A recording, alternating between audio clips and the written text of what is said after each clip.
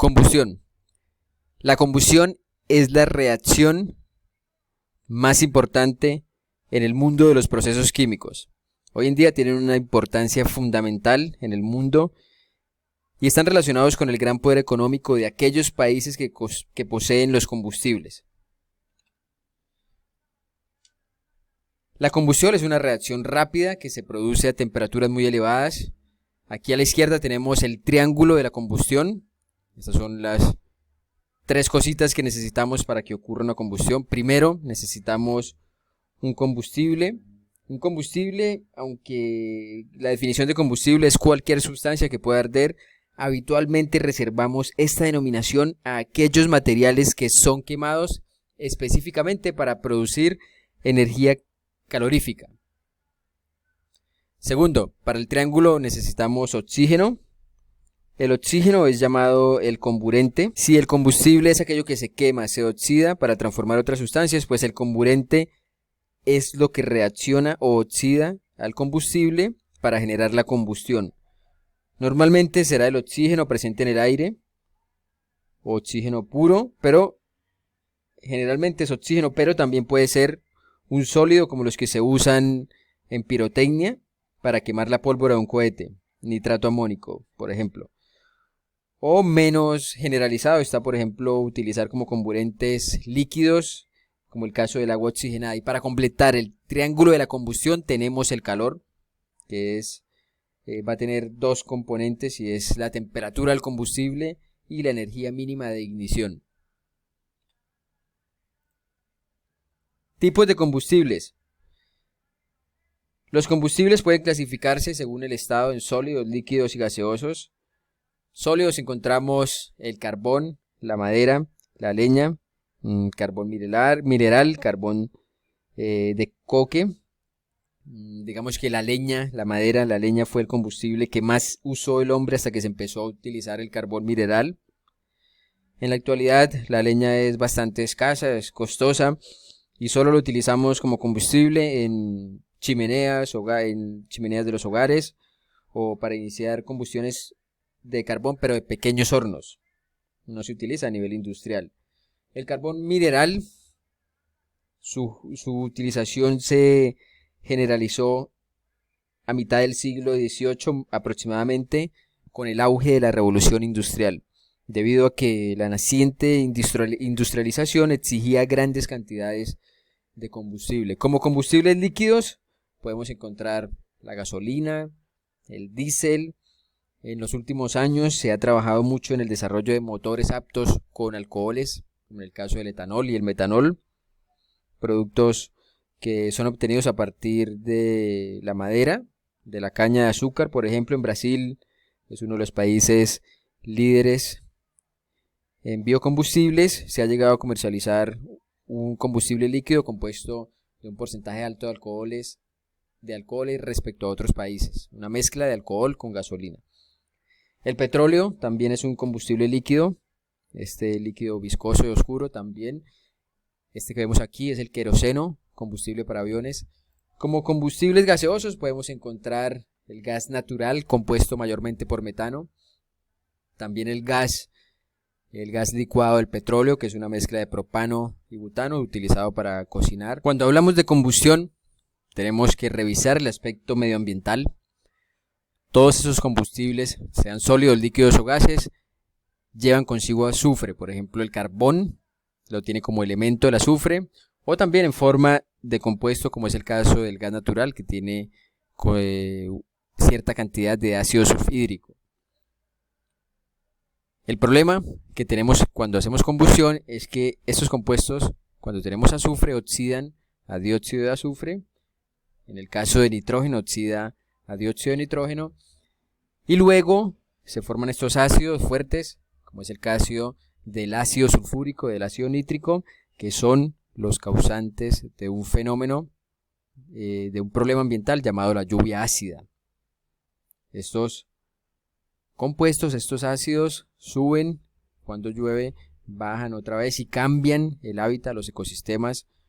Entonces es un problema que hay que revisar. Cuando hacemos combustión tenemos la responsabilidad de apropiarnos de lo que estamos produciendo y de la forma como lo podemos controlar. El segundo aspecto medioambiental para la combustión que hay que revisar es el caso de la generación de monóxido de carbono. Es muy común que cuando tenemos carbón se den combustiones incompletas que no solo produzcan dióxido de carbono, CO2, sino también monóxido de carbono. En general podremos decir que cualquier combustible que contenga carbono, sea gas, petróleo, carbón, madera, los que ya revisamos, y que sea quemado sin suficiente oxígeno como para formar CO2, pues es una fuente potencial de monóxido de carbono. Las principales fuentes de emisión de monóxido de carbono podríamos decir que son aquellos procesos de combustión en sectores no industriales, en el sector agropecuario también. El monóxido de carbono es un gas altamente venenoso, tóxico, se produce por la mala combustión de los gases, del gas natural, leña, de los combustibles en general.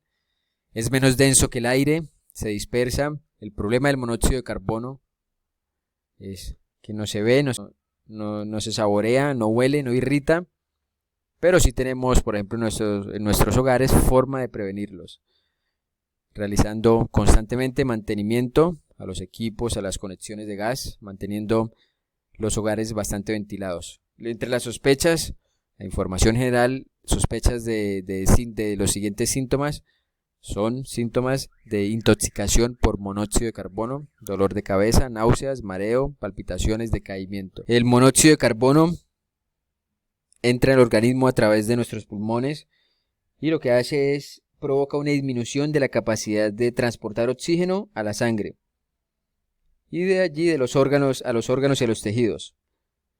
Entonces es ahí cuando empiezan a aparecer cada uno de estos síntomas. También posee consecuencias si hablamos a nivel industrial, combustiones incompletas y que generan monóxido de carbono tienen consecuencias sobre el clima, ya que contribuye a la formación de gases de efecto invernadero. Podríamos decir que la vida media en la atmósfera del monóxido de carbono es aproximadamente de unos 3 meses, lo que hace que permita una lenta oxidación para formar CO2. Bueno, el tercer aspecto a revisar cuando tenemos combustión es el siguiente. Tenemos, por ejemplo, gas natural, lo quemamos con oxígeno, la conversión es menor al 100%, es decir, la conversión de este gas natural es incompleta, por lo cual vamos a tener, aparte de los productos normales de una combustión, dióxido de carbono, vapor de agua y oxígeno. Si alimentamos este oxígeno en exceso, pues vamos a tener una parte de metano en nuestros gases de chimenea, en nuestros gases de salida. Y atención al dato, el gas natural debe sufrir conversión completa, ya que tiene 20, ojo con este dato, 20 veces más potente efecto como gas de efecto invernadero. Entonces, nosotros como ingenieros tenemos la responsabilidad de que las conversiones sean completas, es decir, que la conversión aquí del combustible sea completa para no generar contaminación aquí en los gases de salida. ¿Qué hacer? La pregunta es, ¿cómo nosotros como ingenieros químicos hacemos eso? Pues dentro de las misiones que tenemos los ingenieros químicos, tenemos la responsabilidad de alimentar la cantidad necesaria de oxígeno aquí para asegurar una conversión completa de metano. Bueno, en cuanto al resumen y el objetivo, como se han dado cuenta de lo visto desde la ingeniería química, es primero, estamos hablando ya de energía, determinamos el poder calorífico del combustible, pero desde el punto de vista medioambiental minimizamos la emisión de contaminantes, es otro de los objetivos que tenemos los ingenieros químicos. Las reacciones que ocurren durante la combustión en presencia de oxígeno son las siguientes. El carbono se oxida a dióxido de carbono cuando la combustión es completa. Cuando la combustión es incompleta, también parte de ese carbono forma monóxido de carbono. El hidrógeno se oxida a agua y el azufre se oxida a dióxido de azufre. El nitrógeno no sufre oxidación a temperaturas menores a 1800 grados centígrados. Aquí tenemos, si la combustión es completa, por ejemplo, de este gas llamado propano, todo el propano se utiliza para formar CO2. Si la combustión es incompleta, se produce también, parte de ese combustible se usa para producir monóxido de carbono. Aquí, como nos damos cuenta por la estequiometría de las reacciones, la combustión incompleta para monóxido de carbono requiere menor cantidad de oxígeno, lo cual nos lleva a pensar que el delta de la enthalpía de reacción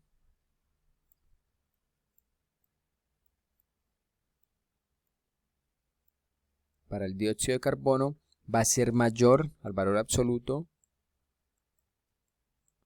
de la enthalpía de reacción del monóxido de carbono. Teniendo en cuenta esto, eso quiere decir que se genera un mayor poder calorífico, más energía se desprende de esta reacción que de esta. Lo coloco en valor absoluto porque recordemos que si aquí me da negativo, estas reacciones de combustión son reacciones altamente exotérmicas. Y si una reacción es exotérmica, ese delta de entalpía es negativo.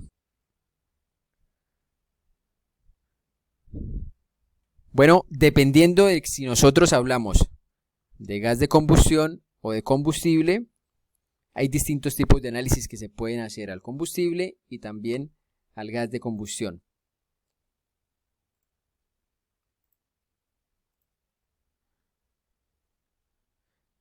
Pero en ambos casos se suele dar esas composiciones. Puede ser en base húmeda o en base seca. ¿Qué es base húmeda? Base húmeda son fracciones de los componentes de un gas que contiene agua, expresado teniendo en cuenta el agua. Y en base seca, cuando decimos un gas en base seca, quiere decir las fracciones de los mismos componentes, pero quitando el agua. Cuando se hace un registro, una medición, generalmente esa medición, esto que tenemos aquí, es un analizador de gases. Cuando hacemos en la industria un registro, una medición, ese registro nos toma el valor de la velocidad de flujo total, incluyendo el agua. Claro que sí, porque por aquí en el gas de combustión sale agua. Pero hay que tener en cuenta algo, y es que a pesar de esto, las técnicas de caracterización que se utilizan para analizar los gases de combustión y también los combustibles, para analizarlo en cuanto a composiciones, generalmente nos las suele dar en base seca. Es decir, a pesar de que aquí sale agua, las técnicas nos dan datos en base seca, sin tener el agua, en cuenta el agua. Existen, por ejemplo, para el combustible, para los combustibles, dos tipos de análisis que se le hace a los combustibles: análisis próximo y análisis último. El análisis próximo, cuando mandamos a hacer un análisis próximo de un determinado combustible, me dan el porcentaje de humedad relativa que tiene ese combustible, los volátiles, la cantidad de carbón fijo y la cantidad de cenizas. Y generalmente ese análisis se da en porcentaje, en peso y en base seca. El análisis último es un análisis elemental que me muestra la composición elemental: carbono, hidrógeno, nitrógeno, azufre y oxígeno, los elementos presentes en una combustión, y la cantidad de cenizas. Y también me lo reportan en porcentaje, en peso y en base seca. Las cenizas, ¿qué son? Son compuestos inorgánicos, residuos no hidrocarbonados, inertes, que no sufren combustión, no se queman. Para los gases de combustión hay un análisis. Para los gases de chimenea o gases de combustión hay un análisis que se conoce, una técnica para caracterizar, que se conoce como análisis Orsat. Me da la cantidad de nitrógeno, de monóxido de carbono, de dióxido de carbono, de oxígeno, y ese porcentaje me lo dan en mol, en base, porcentaje en mol, mire que aquí era en peso. Para los gases de combustión, Orsat es porcentaje en mol en base seca. sin tener en cuenta el agua.